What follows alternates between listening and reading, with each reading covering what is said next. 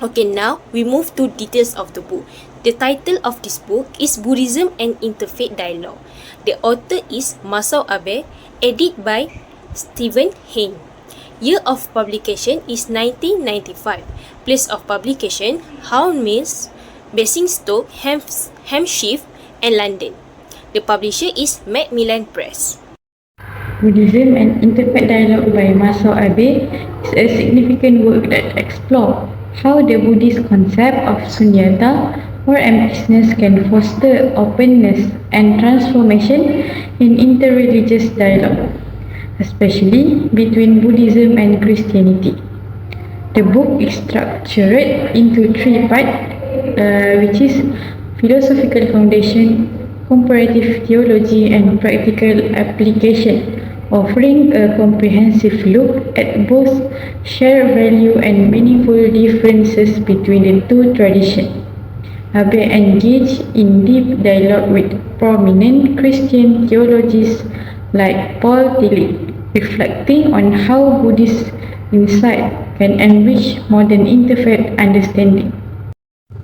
Edited by Stephen Hain, this book is a major contribution to comparative religion and global effort toward peaceful religion coexistence. Next is the 10 idea from this book. First, Buddhism contribution to a pluralistic world. Abe argues that Buddhism can offer a unique principle for global religious dialogue through its concept of sunyata as boundless openness. Unlike monastic systems that tend to reject diversity, sunyata allows unity without erasing differences. This makes Buddhism well suited for today's pluralistic world, where coexistence of culture and religions is vital. Abe calls for a shared spiritual basis among religions, not by blending them into sameness, but by embracing their uniqueness while remaining open and connected. Second, sunyata or emptiness as boundless openness for interfaith dialogue. Abe emphasized that the Buddhist concept of sunyata or formless emptiness should not be seen as a static idea. Instead, this is dynamic and open, allowing continuous transformation and interaction. This self-empathy nature creates a space for genuine dialogue, not by imposing Buddhist view onto Christianity, but by understanding the other tradition from within. Abe stresses that sunyata encourages boundless openness, a principle that avoids exclusivism and embraces diversity. He contrasts this with monastic oneness, which excludes different, where non-dualistic oneness rooted in emptiness allow unity without erasing particular identities. There are two key concepts from Chapter 2 that I would like to highlight.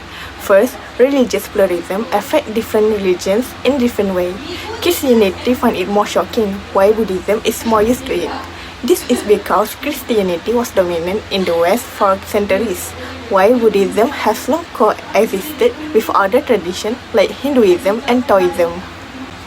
Second, Buddhism embraces diversity through the idea of sunyata or emptiness. This concept allows different truths to exist without forcing everything into one fixed universal truth.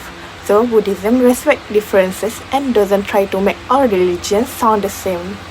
Assalamualaikum. My name is Ashley.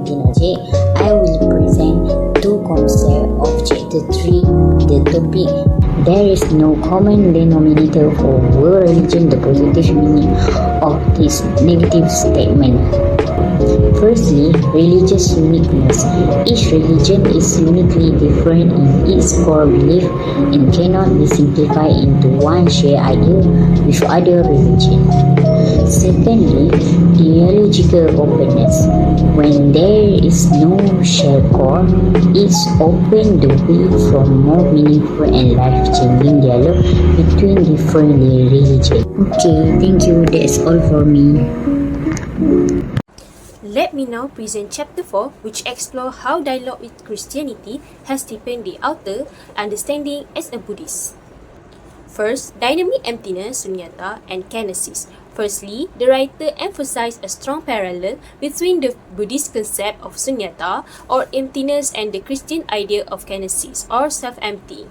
In Buddhism, sunyata is not just a static emptiness, it's a dynamic process of letting go of attachment and ego, realizing that all things are interconnected and without fixed self.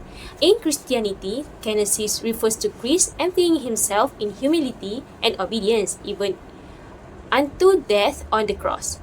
Through this comparison, the writer shows how both religions emphasize humility, compassion, and self-transcendence as a path toward spiritual realization.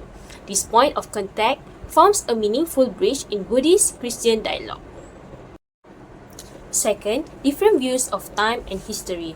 Secondly, this chapter explores how Christianity and Buddhism view history differently. Christianity sees history as linear, moving toward a final goal, salvation and the return of Christ. In contrast, Buddhism views time as beginningless and endless. Instead of a final destination, it focuses on the present moment, the eternal now. However, through compassion, the Buddhist idea of history gains meaning. The awakened person dedicates themselves to helping others awaken, making history a continuous journey of wisdom and compassion. So, even without a fixed endpoint, Buddhism sees value in every present moment as a chance for transformation. In conclusion, these two insights, dynamic emptiness and compassion in time, show how the interfaith dialogue can reveal shared values and deepen our understanding of both traditions. They remind us that although Buddhism and Christianity differ in beliefs and language, both offer profound paths towards truth and liberation. Points that we gain from the book are: first, the problem of self-centeredness as the root source of human suffering. Self-centeredness or egocentrism is the fundamental root of all forms of human suffering, whether at the individual, national or global level, and it is the source of ethical confusion in contemporary society. Second, the concept of anatman, no self, as the Buddhist solution. The solution proposed by Buddhism is the realization of anatman, which denies the existence of a substantial and permanent self. This realization enables human beings to understand the true nature of the self as a relative and interdependent entity, thereby liberating oneself from the bondage of ego and suffering. As this book is a collection of essays and papers that have been previously published or presented, it does not contain a formal research methodology section, as typically found in new theses or empirical studies. However, the methodology or the underlying approach that inform the content of the essay in this book can be summarized as follows. First, comparative philosophical and theological approach. Each essay in this book consistently employs a comparative method to analyze and differentiate fundamental concepts between Buddhism and Western theology, especially Christianity. Second, hermeneutic and in-depth textual analysis. The writings in this book involve a careful interpretation and deep analysis of key texts and teachings from both religion traditions. Third, reflection based on interfaith dialogue. The content of the book reflects an effort to understand other religious perspectives, frame critical questions, and build common ground through intellectual and spiritual interaction. My opinion about this book is, this book doesn't treat interfaith dialogue as just a comparison of religious dogmas. Instead, it presents it as a shared journey, which is a process of deep and mutual transformation between different religious traditions.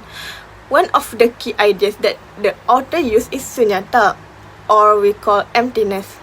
But here, it doesn't mean nothingness in a negative sense. Second, the author strongly emphasized the importance of openness when engaging in dialogue. Without an open heart and mind, real understanding cannot happen. And interestingly, through this openness, we not only learn about others, we also come to know ourselves better. What unique about this view is that he doesn't try to say all religions are basically the same. Instead, he points out that difference and uniqueness are what make dialogue real and valuable. We don't have to be identical to respect and learn from each other. Toward the end, the author links this whole idea of Sunyata with egocentrism, which he sees as the root of human suffering. So by truly understanding Sunyata, we learn to let go of self-centeredness and realize how deeply we are connected to others. That in it itself can ease our suffering and help us grow spiritually. Assalamualaikum. My name is Siti Aisyah binti Najib. I will present my conclusion about book review topics Buddhism and Interfaith Dialogue. Masao Aber's Interfaith Journey illustrates how engaging in sincere dialogue with Christianity lead to a deeper, more reflective understanding of Buddhism itself. Rather than viewing other religions as oppositional, Abe proposes Christianity as a partner in exploring the universal human search for truth, meaning and liberation. Through repeated discussion with leading Christian theologians, he re-examines foundational Buddhist concepts such as Sunyata, Emness, ethics, and history in light of new creation and perspective. This process did not dilute his Buddhist faith. Instead, it sharpened his insight and expanded the spiritual horizon of Buddhist thought. His reflection revealed that journey into religious dialogue is not about converting or comparing which religion.